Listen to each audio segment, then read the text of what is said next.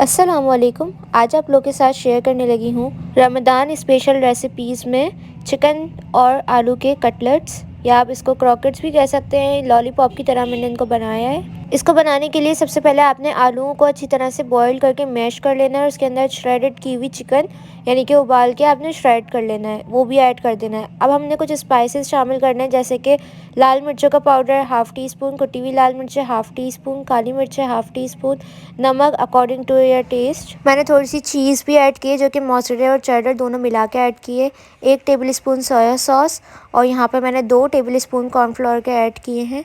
इससे थोड़ा सा ना मॉइस्चर इसका कम हो जाता है और ये इजीली आप हैंडल कर सकते हैं। अच्छी तरह से सारी चीज़ों को कंबाइन कर देंगे, और इसमें ये ना हो कि आप आलू की क्वांटिटी ज़्यादा लें और चिकन की कम, क्योंकि चिकन की क्वांटिटी ज़्यादा होगी तभी ये मज़े के लगेंगे। इनको अच्छी तरह से मैश करके अब हमने इनको शेप दे देनी है। शेप आप राउंड भी कर सकते हैं, ओवल भी कर सकते हैं, फ्लैट भी बना सकते हैं, लेकिन मैं क्रॉकेट्स की शेप देके उनको लॉलीपॉप में कन्वर्ट कर दूंगी। तो ये आपके ऊपर डिपेंड करता है, किसी भी शेप में आप बना लें।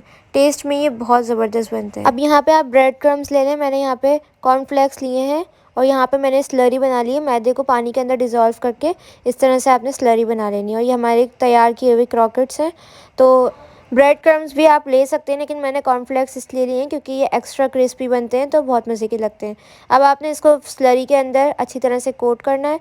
फिर आपने इसको अच्छी तरह से ब्रेड क्रम्स में या फिर कॉर्नफ्लेक्स में कोट करना है। जो आपके पास अवेलेबल हो आप वो ऐड कर सकते हैं, और इस तरह से आपका जो है ना क्रॉकेट्स बन के तैयार हो जाएंगे। कटलेट्स कहने तो आप इनको फ्रीज़ कर सकते हैं इस पॉइंट पे, 1 महीने तक ये ख़राब नहीं होंगे, और आप पूरे रमज़ान इनको बना के इंजॉय कर सकते हैं। थोड़ी सी चिकन में ही अच्छे खासे बन जाते हैं ये।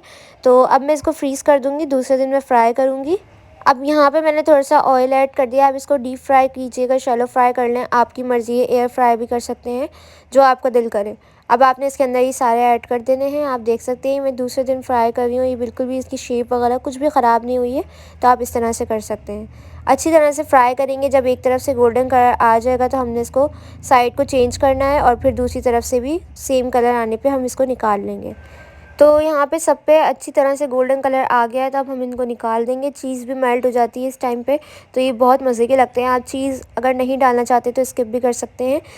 तो ये बन के तैयार हो गए हैं। मैंने इनके अंदर स्टिक्स लगा दी थी। इस तरह से फ्राई करने के बाद तो ये इजीली फ्राई भी हो जाते हैं और शेप भी इनकी मेंटेन रहती है। तो ये आप देख सकते हैं कितने ज़बरदस्त बने हैं। बहुत अच्छा टेस्ट है, ज़रूर ट्राई कीजिएगा रमज़ान में। इंशाल्लाह मिलूंगी नेक्स्ट रेसिपी के साथ। तब तक के लिए मुझे और मेरी फैमिली को दुआओं में याद रखिएगा। अल्लाह हाफ़िज़।